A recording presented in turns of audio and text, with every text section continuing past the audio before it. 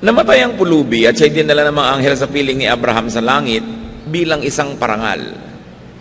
Namatay rin ang mayaman at inilibing. Sa gitna ng kanyang pagdurusa sa daigdig ng mga patay, natanaw ng mayaman si Lazaro sa piling ni Abraham. Kaya't sumigaw siya, "Amang Abraham, maawa po kayo sa akin. Utusan po ninyo si Lazaro na isawsaw sa tubig ang dulo ng kanyang daliri at basain ang aking dila dahil ako'y naghihirap sa apoy na ito." Ngunit sumagot si Abraham, "Anak, alalahanin mong nagpasasa ka sa buhay nung ikaw ay nasa lupa at si Lazaro naman ay nagtiis ng kahirapan. Subalit ngayon ay maligaya siya rito samantalang ikaw na may nagdurusa dyan. Bukod dito, may malaking bangin sa pagitan natin kaya't ang mga naririto ay hindi makapupunta dyan at ang mga naririyan ay hindi makapupunta rito."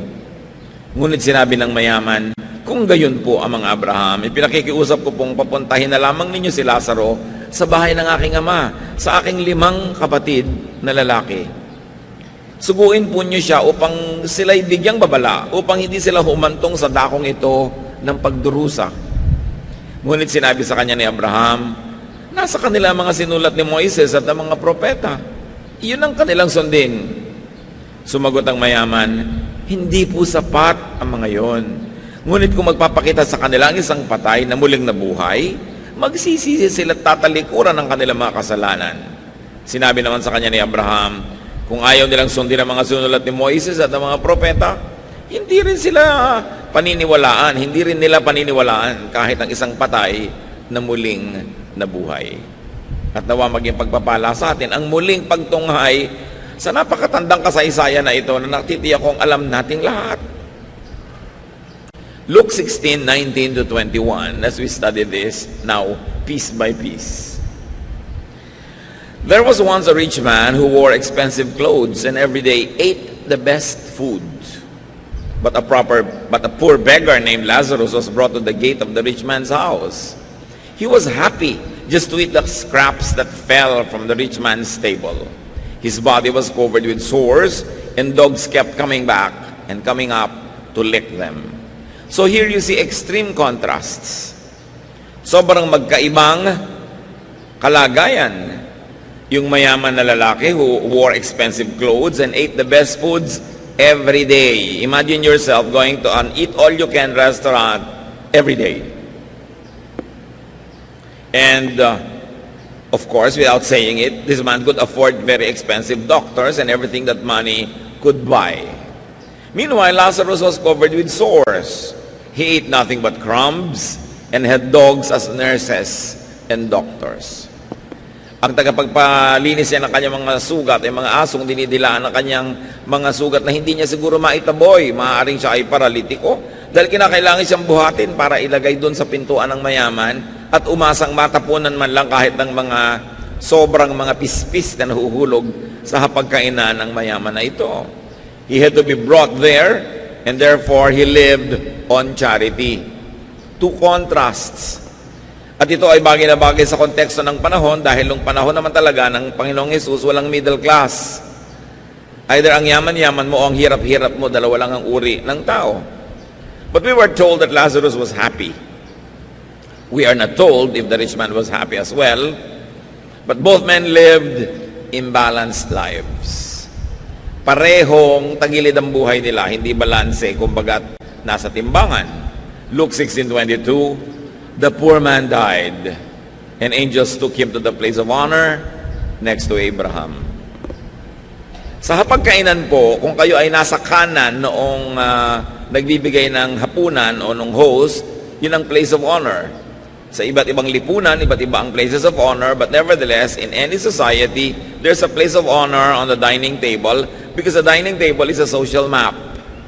It tells you by how everyone is seated, how they are esteemed or considered in that society. And the Jewish people thought that heaven would be a banquet that God would give for them.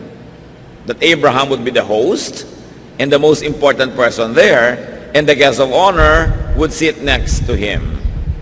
Ito po ang pananalig ng mga Hudyo nung panahon na ito, na ang langit, ang kaharian ng langit, ang paglipat mula sa lupa patungo sa langit ay para bang isang malaking piyesta kung saan magkakaroon ng malaking handaan at si Abraham ang nakaupo doon sa pinakamahalagang upuan. Siya ang nasa kabesera ng mesa at pagkatapos yung pinararangalan uupo sa kanyang tabi. Yan ang paniniwala nila sa paglipat sa kabilang buhay. At ayon sa paniniwalang yon, ang historyang ito ay hinabi at itinaikiruwento sa atin na itong namatay na si Lazarus ay doon pinaupo sa upuan ng karangalan. Hindi sinabi sa atin kung anong ginawa nitong Lazarus na to deserve it. Paano siya naging karapat dapat umupo doon? Maaring siya ay isang sagisag ng isang uri ng tao at lalo namang maaring isa siya talagang totoong taong nabuhay. Perhaps Lazarus is a symbol of certain types of people that heaven is greatly pleased with. Perhaps. But what Lazarus did to deserve this honor is unknown to us. Now, if the story was literal, and that's the first thing to consider in any biblical story, that it is literal, it implies that the next life is about balancing. Laging ang kwentong ito ay ginagamit upang ituro ang impyerno, langit, ang pinupuntahan ng mabuti at masama. Pero hindi naman tayo sinabihan na masama yung mayaman at hindi naman tayo sinabihan na mabuti sa Lazarus. Walang sinabi tungkol sa kanilang morality. At lagi din itong itinuturo na kung saan paraan. Pero mayroong isang napakahalagang aspeto ang kwentong ito na itinutuwid pag namamatay daw ang tao at ito ay pagbabalanse. Kita ninyo, mula sa gutom na Lazarus, biglang merong feast. At mula sa isang Lazarus na laging gutom at uhaw, meron siyang iniinom. Ngayon, siya ay nakakagalaw. So there was now food for the hungry, drink for the thirsty, comfort for those who suffer, acceptance and affirmation, even honor for those who have been rejected, and healing for the sick. Now, he was no longer sick, and he was happy. If the story was symbolic, it still teaches that God's kingdom is about balancing. So kung ang pagtanggap natin sa kasaysayang ito'y literal, aktual, o kaya isang sagisag, simbolo ng mas matataas sa katotohanan, pareho pa rin ang mensahe. God's kingdom is about balancing. Kaya meron na namang food for the hungry. Bumukas ang eksena, ay yung lahat ng kabaligtaran ng nawala kay Lazarus sa buhay na ito, yun ang kanyang tinamasa. Luke 16:22-23. The rich man also died and was buried. He went to hell and was suffering terribly. Now, hell is not a very good translation. It came from the Greek word Hades, which the Jewish people often thought of as a place where the dead wait for the final judgment. Sa theology ng mga Jewish people, ang taong namamatay ay hindi agad-agad nagpupunta sa piling ng Diyos. Naghihintay muna sila doon.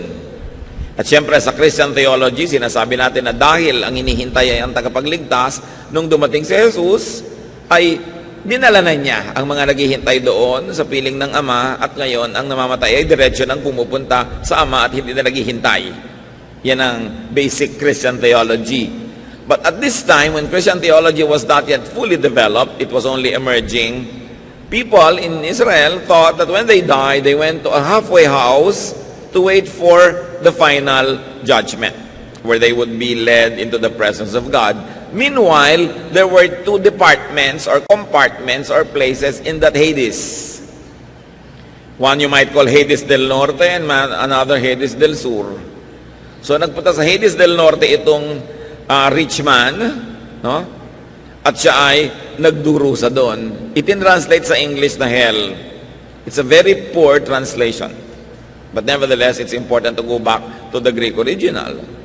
Now, if the story was literal, it all the more implies that the next life, again, is about balancing. Yung the overfed dito sa mundo, ngayon ay gutom. Yung nagpasasa sa lahat ng masasarap na inumin, ngayon uhaw na uhaw, at nagdurusa sa discomfort, sa init. There was unbearable heat, there was suffering, and not only that, while he enjoyed to be in the center of the social life of his community, and when he was alive, now he was isolated. Hindi pinapakita na may mga kasama siya, at siya ay binibigyan ng ginhawa.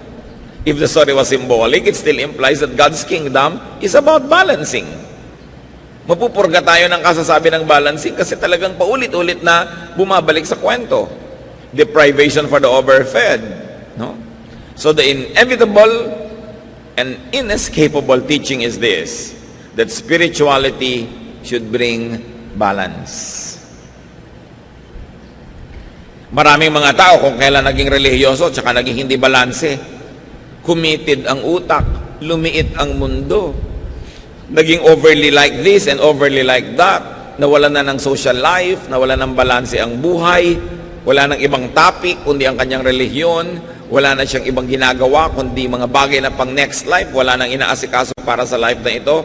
It's all a misapplication of spirituality. Because the central theme of this story is that your life must be balanced. Binalanse, yung gutom pinakain, yung dating sobrang busog ngayon ay nagdurusa at hindi makainom ng isang patak na tubig. To be in heaven in the next life, and to be in heaven in the present earthly life, one has to be balanced. Kaya hindi ba sinasabi, lahat ng mga nagdurusa, papahirin ng luha pagdating doon sa kabilang buhay? Ibig sabihin, yung mga dating nabuhay sa lungkot, babalansihin, bibigyan naman ng Diyos ng saya. Yung naging mga sobrang saya, lalo at the expense of others and their spirituality and at the displeasure of God, biglang dusa ang kanilang mararanasan. Pagbabalanse. So live a balanced life. Isa yan sa mga napakalilinaw at idinidiin na turo nitong kwentong ito. Na hindi lamang tayo nagkakaroon ng balanse pagdating ng kabilang buhay. Dapat sa buhay pa rin na ito, sinisikap mo maging balanse ka. Kasi life is all about balance. So get rid of excesses. Meron kang mga higit sa iyong pangangailangan, give. Giving is a balancing act. Balance negative things with positive ones. May nasabi kang masakit sa iyong kapwa, bawiin mo, magsabi ka naman ng sorry o kaya ng mabuting bagay. May utang ka, bayaran mo para mag-balance kasi habang hindi ka nagbabayad, naka-negative yan. May mali kang nagawa, ituwid mo. Meron kang pagkukulang, punan mo sa iyong kapwa. Meron kang mga pananagutan sa Diyos, gawin mo para balance. Pag bata ka, inaalagaan ka na yung magulang at tinatangkilik. Pag siya naman ang tumanda, siya naman ang aalagaan mo, tatangkilikin para balance. Tinanggap ka ng iyong biyanan, tatanggapin mo rin siya para balance. Dapat ang lahat balance. Namamasukan ka, sinusweldohan ka, pagtrabahuhan mo yung sweldo. Hindi yung kinikita mo pero hindi naman mo talaga deserve kasi panay ang blakwatsa mo, hindi mo binibigay yung iyong best. O kaya may namamasukan sa'yo, naglilingkod ng gusto, bayaran mo rin ng gusto. Dapat balance ang buhay. May nagbibigay sa'yo, pinagbibigyan mo. May naglilingkod sa'yo, pinaglilingkuran mo rin. Hindi one way. Dapat two way. Doon pa lang kitang-kita natin yung halaga ng kwento. Hindi lang ito tungkol sa impyerno at langit. Ito'y tungkol din sa impyerno at langit dito sa lupa. Na ang taong hindi balanse, magkakaroon siya ng mga problema. Kumakain ka ng sobrang asukal, magkakaproblema ka. Sobrang asin, magkakaproblema ka. Kulang masyado ng ganito, magkakaproblema ka. Dapat balance lahat. Meron kang spiritual life, religious life, meron kang dapat social life, meron kang physical life, meron kang intellectual life. Balance, kasi lahat yan ibinigay ng Diyos. At itong policy na ito, na dapat may balance, hindi ito dapat inaabuso. Pag sinasabi sa yung meron ka nagawang mali, ituwid mo. Hindi mo pwedeng sabihin, well, God is love and you have to love me and you have to forgive me all the time. Kasi walang balance pag hindi ka nagbabayad. Maaaring pinapatawad ka ng iyong kapwa, siya ay balance dahil natuto siya magpatawad, pero hindi ka balance kung ikaw lang lagi ang pinapatawad at wala ka namang ginagawa para ituwid ang iyong sarili. Hindi ka rin balance kung ikaw na lang laging hihingi ng pangunawa. Ako'y talagang ganito, unawain niyo ako. Dapat marunong ka rin mangunawa sa mga taong hindi nakakaunawa sa iyo para balanse ang buhay. It cannot be one way. Luke 16:23-24. When he looked up and saw Abraham far off and Lazarus at his side,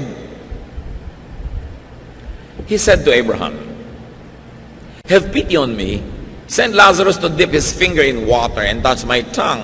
I'm suffering terribly in this fire. Nabaligtad. Nung makita niya si Abraham, sabi niya, maawa naman po kayo sa akin. Utusan niyo si Lazarus na isaw-saw man lang kahit dulo ng kanyang daliri sa tubig at dampian ni isang patakman lang na tubig ang aking dila. Dahil wow na ako sa init na ito. No? Now, here is a role reversal. Nabaligtad ang lahat. Alam niyo kung sino ang hindi makakaranas ng sobrang kabaligtaran? Yung balance. Kasi nasa gitna ka, so pag lumipat ka sa kabilang buhay, nasa gitna ka pa rin.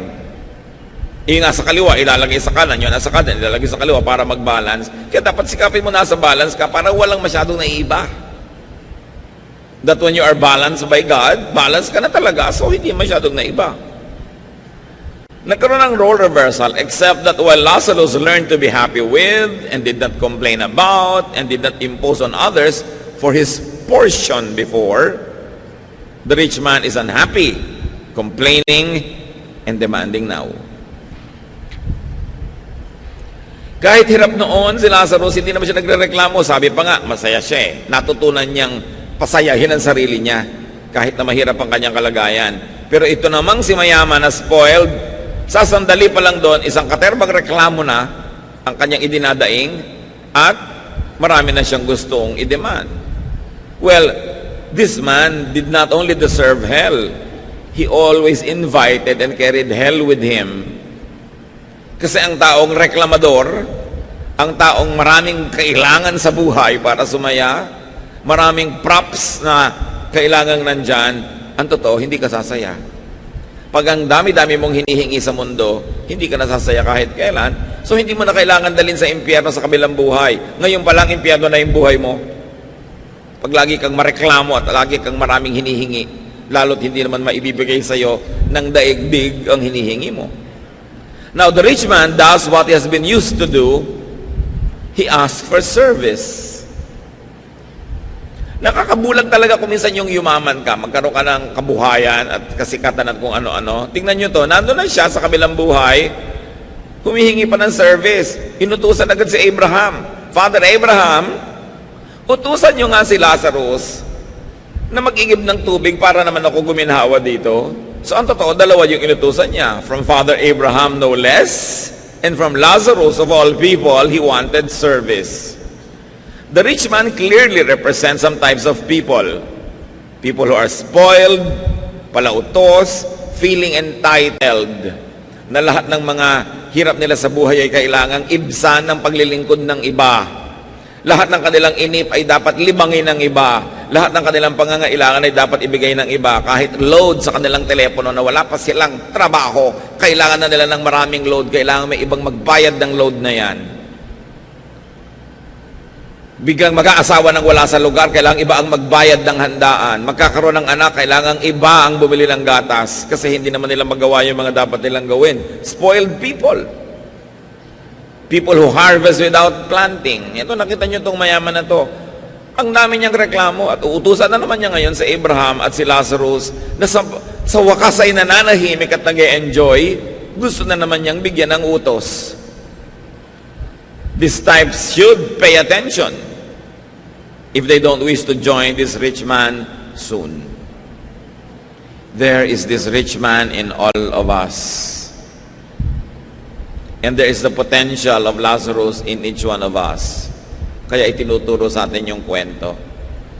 Maaaring tulad tayo nitong mayaman na ito, lagi na lamang na pinipilit ang kapwa na mahirapan at paglingkuran itong kanyang mga pangangailangan. Luke 16:25. Abraham answered, "My friend, remember that while you lived, you had everything good, and Lazarus had everything bad. Now he is happy, and you are in pain." Obvious ba mga kapatid? Balancing is accomplished in Hades. Sabi niya, sasandali ka palang naghihirap ha. Gusto mo na agad paglingkuran ka namin. Nakalimutan mo na ba na sarap-sarap ng buhay mo noon? Hindi ka nakaisip tumulong sa kapwa. Hindi ka man lamang naging mabuti. Tapos ngayon, itong nahirapan si Lazarus, gusto mo utusan na agad. Pasensya ka. Yan ang hinahanap na pagbabalanse ng buhay mo dahil diyan ka lumabis. This is not even about doing bad or doing good. It's just about being imbalanced. It's just about imbalances, having too much of having too little of life's supplies. Sa lahat ng laging gipit, gutom, uhaw, kapos, alam ng Diyos ang inyong kalagayan.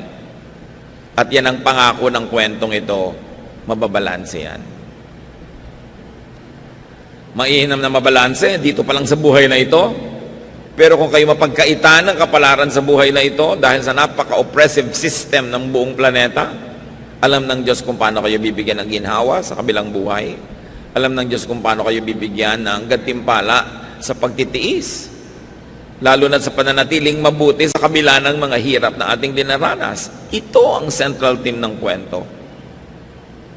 Ang pinag-uusapan pa lang dito mga kapatid, imbalance. Paano pa kapag pinag-uusapan yung being bad or good? Pag pinag-usapan pa natin yung the bad is punished and the good is rewarded, lagong lumilinaw ang dapat natin gawin sa ating buhay. That we should be good. So that we don't need grave balancing. Kasi balance na tayo. Kasi good na. Na dapat na nating ituwid ang ating sarili kaysa pilipitin at ituwid pa tayo pilit ng langit. That we should volunteer to balance ourselves. Pag ang dami-dami niyong blessing, magkusa na kayong mamigay. Pag meron kayong lakas na extra, kusa na kayong maglingkod sa mga mahihina. Pag kayo'y matalino, kusa na kayong magturo doon sa mga kulang sa kaliwanagan. Pagka marami kayong mga biyaya sa buhay, mamahagi sa mga kinakapos. Kung binibigyan kayo ng Diyos ng pagtitiis at pagtsatsaga, humanap kayo ng krus na inyong papasanin at pasanin nyo yun. Kung minsan, yan ay yung mga paglilingkod sa kapwa, yan ay pagmamalasakit, outright giving. This story is a warning to the overfed, to the overabundant and overindulgent, people who never share blessings. Na kung kayo ay merong mga kumpanya, matuto naman kayo mag-profit sharing. Okay, legally speaking, tama naman ang ginagawa nyo, nagpapasweldo kayo. Hindi na kayo pwedeng idemanda sa Department of Labor. Nagbibigay kayo ng mga hinihingi ng legal systems of our country, pero kayo naman ang nakakaalam kung lumalangoy kayo sa mga tubo. Napakahirap ba naman na mag-share ng profit doon sa mga katuwang nyo sa trabaho ng mga manggagawa? Huwag nyo nang antayin na langit pa ang magbalanse. Kailangan mag-volunteer na tayo. Hindi ba? Kung minsan, nakakahalata kang, ay, sobra na yata akong tamad. Walang kilos-kilos ang aking katawan. Magbo-volunteer ka na ngayon mag-exercise para hindi mo naantay yung magkasakit at mapuwersa kang mag-exercise. Pag alam mo na hindi balance ang kinakain mo, ikaw na yung mag-balance kaysa mag-antay ka pa ng stroke, mag-antay ka pa ng sakit at pagkatapos talagang binalance ka dahil nakaswero lang yung pagkain mo. Kailangan pa ba nating hintayin na pilitin tayo ng kalikasan, nahampasin tayo ng langit, para ituwid natin ang mga kalikuan natin? Mas masarap ikaw na ang kusang gumagawa nun. Kaya maganda araw-araw ang tao nag-iisip, sumobra ba ako? Sumobra ba ako sa pang-aapi sa asawa ko? Sumobra ba ako sa pag-expect sa mga magulang ko, ang tanda-tanda ko na? Sumobra ba ako sa mga masasakit kong salita sa aking mga empleyado? Sumobra ba ako sa panggigipit sa aking kapwa? Sumobra ba ako sa paglalagay ng interes sa mga pautang ko? Lahat ng sobra, itinutuwid yan ng Diyos. Pag hindi ka nagkusang magtuwid, mapipilitan kang ituwid ka ng langit. James 5:5, you have lived on earth in luxury and self-indulgence. You have fattened yourselves in the day of slaughter. Sabi, o namuhay ka dito sa mundo sa sagana at pasasa, pinatataba mo lang ang sarili mo na parang kakataying baka. Pinapataba mo lang ang sarili mo para sa matadero. Yun ang sinabi ng James 5:5. So ikaw na ang magtanggal-tanggal ng mga sobra. Hindi ko mo pinagtsatsagaan ka ng iyong asawa, aabusuhin mo na siya. Hindi ko mo ikaw lagi ang nasusunod, hindi mo na itutuwid yun. Kailangan mag-usa ka. Meanwhile, Hades is comfort for the always hungry, the always needy, and the always poor. Buti na lang may ganong pagbabalance na inaasahan nating mababalanse at maitutuwid yan sa buhay natin dito sa lupa. Pero hindi man natin sapitin yon at masaklap man ng maging dulo ng buhay na ito, may naghihintay na pagbabalanse na inilaan ng Diyos. And there was no morality attached to the story. It was simply a story of balancing. That God is God of balance, and God will balance all imbalances. Because God sees, God hears, God knows. So just stick closely to God and never give up on God. Never give up on your faith, even if you're suffering. Sa kabila at sudulo ng lahat ng pagdurusa ay ang ginhawa na inilalaan ng Panginoon. Mapagmahal siya. At ang ginhawang inilalaan niya, hindi laging may moral clause. Mahal lang tayo talaga ng Diyos. At kung tayo naman ngayon yung pwedeng magbigay ng ginhawa sa ating kapwa, ibigay na natin. Kasi there is also the Spirit of God in each one of us. If there's the Spirit of this rich man in each one of us, all the more that there's the Spirit of God in each one of us, kaya dapat din tayo na kumilos na parang kung Diyos ang kikilos, yun din ang kikilos natin. Maging maibigin tayo, tulungin, mapagkalinga sa kapwa. So, sabi nitong si rich man, patawirin niyo naman si Lazarus dito at padalan ako ng tubig. Hindi pwede. Nasobrahan ka na ng saya nun eh. Panahon na ngayon ng pagbabalanse para sa'yo. Saka may isa pang dahilan kung ba't hindi pwede yan. Luke 16:26. And besides, there is a deep ditch between us, and no one from either side can cross over. Sabi niya, alam mo, gustuhin man ni Lazarus na sundin ang utos mo, hindi rin pwede eh. May bangin sa pagitan natin, walang makatatawid. Hindi kami pwedeng magpunta dyan at hindi kami pwedeng magpunta dito. May bangin na hindi pwedeng tawirin. Parang familiar, ano? A metaphor of the great social divide on earth. May tarangkahan ng bahay niya, yun yung bangin. Hindi pwedeng tumawid si Lazarus, hanggang tarangkahan lang siya. Nasa loob naman si mayaman. Di ba laging may mga ganyan division? Hanggang dyan ka lang, hindi ka pwede dito. Exclusive ito, sa amin lang ito. By membership lang ito. Gated community kami, may gwardiya dito, kailangan may sticker ka. Kung wala kang sticker, hindi ka makakapasok. Yung mga ganyan-ganyan, ano? There's always this divide, this bangin between the rich and the poor. So merong alabang girl at merong alamang girl, di ba? So alam na alam mo, ay alabang girl ito may alamang. So may social divide. Merong educated and ignorant. Merong, yung mga relihiyoso, merong holy and sinner. Nauso yon sa mga Israelites noon. Holy kami, sinner kayo, hindi kayo pwedeng makisalamuha. Na tinawid ni Jesus, ha? Yung bangin na yon. Yung rich poor, tinawid niya. He ministered to everybody. The educated and the ignorant, tinawid niya.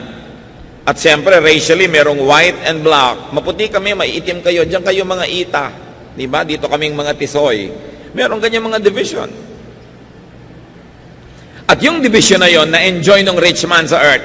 Kasi hindi matawid ng mahihirap yung pagitan ng mahirap at mayaman. Laging nandun lang sila, etchepuera, tagalabas. Hindi nila yun natawid. Hindi nila napasok yung maginhawang daigdig ng gated villages ng mga mayayaman. At kung paano na-enjoy ni mayaman yung pagkakahati nun, ngayon gusto niyang baligtarin. The rich man wanted the chasm crossed to his advantage. Kung nung araw, hindi niya papatawirin at papasukin sa kanyang bakuran si Lazarus, ngayon na siya ang nagdurusa, gusto niyang papasukin para dalhan siya ng tubig. The same selfish advantage he didn't want crossed by others in his past life, now he wants crossed. Remember, Lazarus remained outside just at his gate. Isang major lesson yan, don't burn the bridge over which you too must pass. Pag sobra ka laging exclusive ang gusto mo, paano? Baka ibigay nga sa'yo, exclusive, wala makapunta sa'yo, hindi ka mapuntahan. If you want to receive, give. Cross that ditch. If you want to be forgiven, forgive. If you want to be understood, understand. Remember that you keep only what you give away. If you like to cross over to other people's paradise, Be willing to let other people cross over to your comfortable place. Gusto mo ang mga tao'y makiramay sa'yo sa panahon ng iyong hirap, makiramay ka ngayong maginhawa ka sa panahon ng kanilang hirap. Share your abundance, share your happiness, share your good fortune. Kumain ka ng masarap sa isang restaurant, why don't you order a special food and give it to your waiter? Iuwi niya sa kanyang asawa, share. Napakahalaga to share. Luke 16:27-28. But the rich man said, Abraham, then please send Lazarus to my father's home. Let him warn my 5 brothers so they won't come to this horrible place. Sige po, kung hindi pwedeng tumawid si Lazarus patungo sa akin, pabalikin nyo na lang sa lupa. Papuntahin nyo sa bahay namin at bigyan ng babala ang mga kapatid ko para hindi sila kailangang mapunta rin dito. Ayokong mapunta sila dito. So again, another typical amo. He wants to assign Lazarus a task for the benefit of his family. Nananahimik na yung Lazarus sa wakas, guminhawa, may kinakain, may iniinom, natanggap, na mahal. Aba, gusto pang pabalikin itong mayaman na to sa lupa, kung saan dehado naman dun si Lazarus. Kung kayo si Lazarus, baka kabahan kayo, naku, baka payagan ni Abraham, nandito na nga ako, papabalikin pa ako. No? Ito namang mayaman na to, napaka-selfish, gusto niyang guminhawa yung mga kapatid niya, gusto niya magdusa na naman tong si Lazarus. The rich man wanted to pull Lazarus from his new comfort and make him return to earth, probably to his former suffering. Selfishness is constantly being revealed here. Na kahit mga love for other people like kamag-anak niya, pero it still meant hatred for others that he wanted to use. Selfishness could have brought this man to his hell. Maaaring yun ang dahilan kung bakit siya nasadlak dito. Pero take note mga kapatid, marami ring poor na selfish. Hindi napunta dito sa pagdurusa yung mayaman dahil mayaman siya. Hindi sinabi yun. Yung ugali niya nagdala sa kanya doon. Hindi rin naman sinabing kaya napunta tong si Lazarus doon sa ginhawa dahil mahirap siya. Dahil maraming mahirap na ang mga ugali hindi pwedeng dalhin sa paraiso. The economic situation of these 2 men were not the relevant points. But we can surmise that it is about their character, about how they conducted themselves, how they lived their lives. So this is not just about class war or class struggle. It was a moral, social situation. So while the rich man wanted to love his family, here he wants someone else to do it for him. See how the same selfishness rears its ugly head every day. Sa buhay natin, maraming ganon. Rich parents abusing poor servants for the benefit of their spoiled children. Diba? Napabalitaan natin. Maid ni rape ng anak ng asendero. Mahal kasi ni mommy ang anak niya. Magdusa na lang ang maid, bigyan ng 10,000, pauwiin sa probinsya. Hindi na papapanagutin ng anak. O mapagmahal ka magulang, pero naaapi mo yung ibang anak ng ibang magulang. Nalilimot mo na yung inaapi mo, may magulang ding nagdurugo ang puso dahil naapi yung anak niya. Kumisan sa ating pagmamahal sa ating pamilya, sa mga malalapit sa atin, ine-exploit na natin yung iba. Kitang-kita mo yan kumisan. Yung mga kawawang yaya na habol ng habol dun sa mga mala-impactong mga alaga nila. At kung ano-anong gagawing mga kamalditahan ng mga alaga nila, tapos ang sasabudin pa at papagalitan ng spoiler na mother, yung kawawang yaya. Ang tingin niya sa anak niya ay anghel, hindi niya makita yung mga kaliskis, no? At mga sungay. Maraming ganon. Mahal na mahal yung anak, pero hindi marunong magmahal man lang dun sa yayang nag-aalaga sa anak. Tao rin yun, at anak din yun ng kung sinong nasa probinsya na nag-aalala din tungkol sa kanyang anak na namamasukan. Dapat nga kung marunong tayong magmahal ng anak natin, lalo kang natututong magmahal ng lahat ng tao dahil bumukas yung puso mo sa kahulugan ng pagmamahal. Pero yung bulag na pagmamahal, ang mahal mo lang yung anak mo kahit rapist. Kahit yung anak mo ay may binaril, my son is very good. Nakikita mo sa TV lagi, mga bulag na magulang. May minasakir na yung mga anak nila. Gusto nila, suhulan na lang lahat yung tao at palusutin yung mga anak nila. Pag-ibig sa konti, pero paggamit at labag, no, sa mga basic decency sa buhay. Kasi malakas bumulag yung pagmamahal sa kamag-anak. Pero huwag nating lilimutin na lahat ng tao ay kamag-anak natin dahil lahat tayo nilikha ng Diyos. May naka-assign lang sa'yo na naging biological children mo, biological relatives.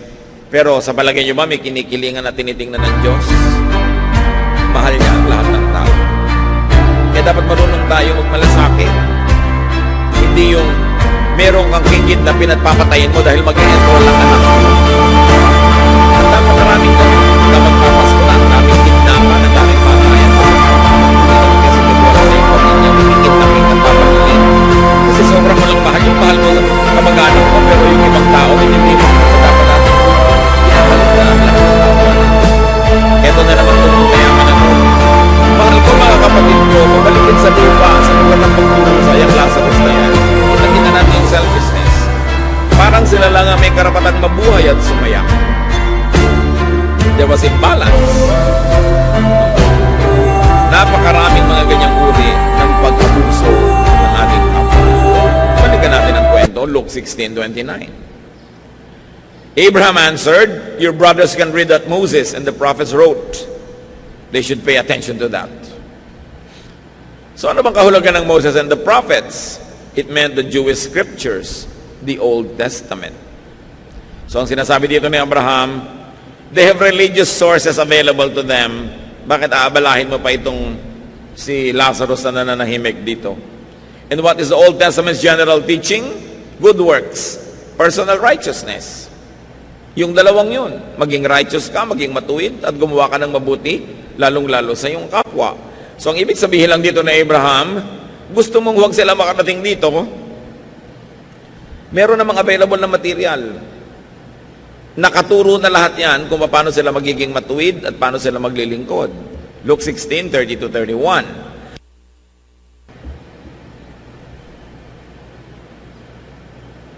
Then the rich man said, "No, that's not enough. If only someone from the dead would go to them, they would listen and turn to God."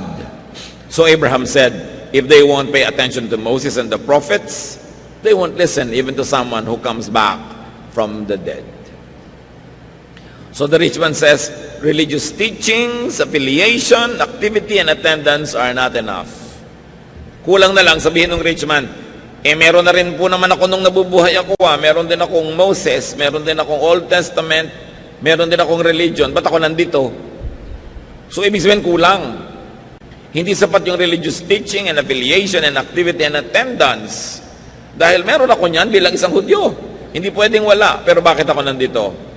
So this man was saying, religion was never enough for me. At kung yun lang ang aasahan ko para sa mga kapatid ko, dito rin sila uuwi. Dito rin sila matatapon. Kailangan natin ng iba pa na drastic na pagpapaalala sa tao. James 2:17, faith that doesn't lead us to do good deeds is all alone and dead. Lahat naman ng tao may faith. Iba-iba lang nga ng degree. Kahit nga ang Diablo may faith eh. Pero sabi, the faith should lead us to good deeds. Otherwise, kung ang pananalig mo hindi nagbubunga ng paggawa ng mabuti, baliwala ang pananalig na yon. At maaaring ganun ang uri ng pananalig nitong mayamang namatay. Alam niya yung scriptures, alam niya ang tradisyon, alam niya ang batas, alam niya ang utos, pero nagbunga ba yun ng mabuti sa buhay niya? Nagkaroon ba siya ng paggawa ng mabuti? So balance your life now. Kung merong oras na dapat balansehin ang buhay, huwag ipaghintay. To the rich man who didn't care about his eternal life, sabi ng Luke 12:20, but God said to him, "You fool, tonight you will die, then who will get what you have stored up?" Hindi mo naman alam kung kailan katatawagin ng Diyos, kung kailan matatapos ang buhay na ito. Kailangan ang itutuwid, ituwid na. Huwag nang ipagpaliban pa dahil baka kamatayan, naliko. Therefore, sa kabilang buhay itutuwid. Dapat dito na ituwid. Baka kamatayan na imbalance. Sa kabilang buhay pa ngayon babalansehin. Dapat dito na habang may panahon. Balance the life of your loved ones also. Now.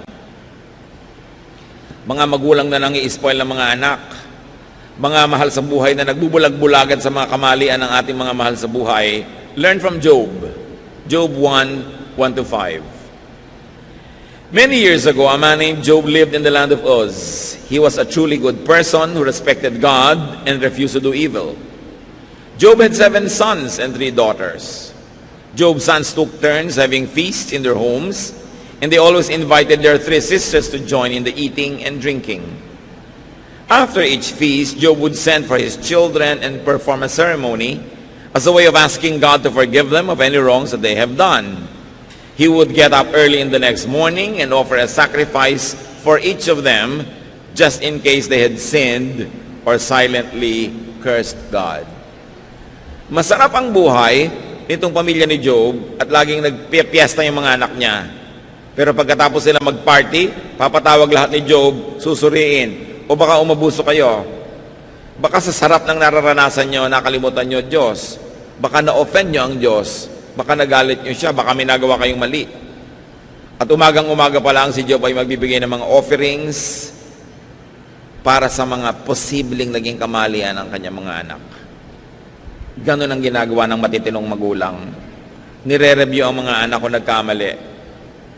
At kahit ang pinagkamalian nila ay napakaliit na tao, somebody way, way, way beneath their social status, good parents will correct that and they will make offerings. So kung offering na ito ay ginagawa ni Job sa Diyos, kung alam mo ang anak mo nagkasala sa kapwa-tao, edi dun sa kapwa-tao ka magbayad. Doon ka magbigay ng iyong offering. Kailangan hindi tayo mga konsentidor. Kailangan marunong tayo magtuwid ng mga kamalian ng ating mga mahal sa buhay. Kung hindi, aantayin pa ba natin na langit ang pumalo sa kanila at sa atin? Intercede for your children. Intercede for your loved ones now. Make offerings for your loved ones. Pray for them. Dahil baka may mga imbalances ang buhay nila. Tandaan natin, walang nakakalusot. Sabi nga, mene, mene, tekel, parsin. The writing on the wall, tinimbang ka, ngunit kulang. At dumating ang hatol ng Diyos sa mga kulang, ang timbang. Dapat tayong lagi magsikap na itama. At huwag na natin patagalin. Every day, may nagawa tayong mali, ituwid. Meron tayong naging utang sa kapwa, bayaran. Meron tayong naging mga natanggap na mga paglilingkod, suklian. Laging dapat balanse ang buhay. Ama namin sa langit, turuan niyo po kaming suriin ang mga sarili namin. Hanapan kami ng mga imbalances at maituwid ang mga ito. Ituro mo sa amin, Panginoon, at tanggapin namin mga pagkakamali. Ituwid ito kahit na inconvenient, kahit na minsan nakaka-embarrass.